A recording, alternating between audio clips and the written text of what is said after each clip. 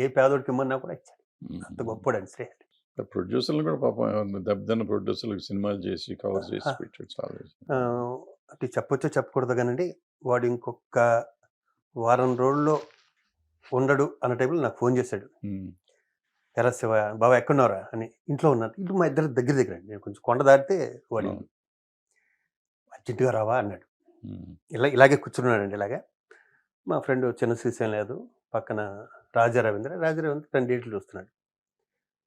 సత్యన్ ఎవరు ఉంటారు తను అన్నాడు. ఇల్లాను బాబా రారా అన్నాడు. ఇలా ఒళ్ళో కూర్చోబెట్టుకున్నాడు. ఇలా పేక పట్టుకున్నాడు. ఏంట్రా అన్నాను. నేను చూడాలందరా నిన్ను శివ అన్నాడు. సరే ఇంకేంటి అయ్యి అడిగి రా మంది ఏమైనా తెచ్చావా అన్నాడు.